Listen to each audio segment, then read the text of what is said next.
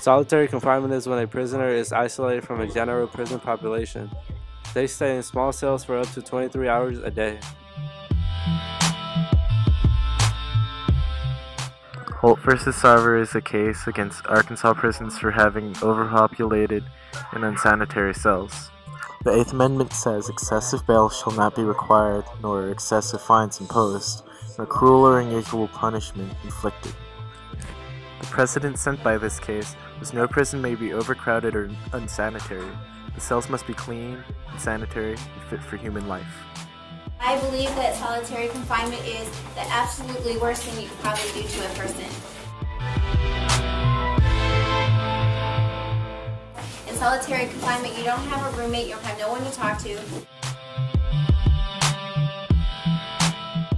There are people been back in solitary confinement that I know of for 7 years. So when they come out, they are so skittish, you know, like, I don't know how to call it, but they want to go back.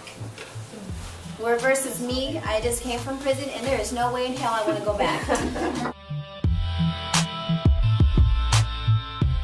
So put another inmate in there. Although people masturbate, some people beat their heads off the wall. There's all types of, dirt, scum, and stuff that been in their cells. You're totally unaware of anything. All you look forward to is a tray. You know what I'm saying? And 9 out of 10 times there might not be a lot of food on that tray.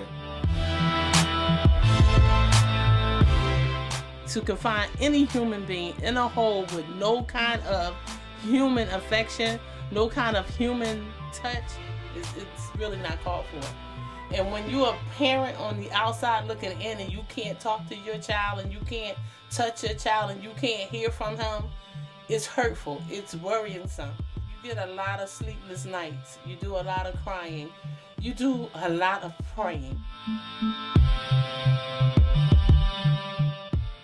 In reality, the prisoners in solitary are generally prisoners with mental illnesses and have had an episode of violent behavior. I don't drink cold water, I drink hot water. I drink hot water because psychologically I know that I'm still damaged from being in that cell 23 hours a day with freezing cold air blowing on me.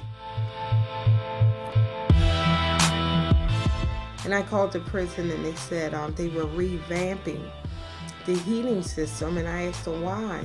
And that's when prison officials told me that some guys had hung themselves that year, not being able to handle being in that type of solitude for 23 hours a day. Correctional guards came into his cell, made him stand up against a wall, took a picture, and then they gave him the picture. The sad part was that Daddy hadn't seen himself for more than 20 years. He didn't even know he had begun to gray. In order to help stop solitary confinement, you can write an email to your governor, or you can visit the Hunger Strike Solidarity page and read about the protest on February 25th.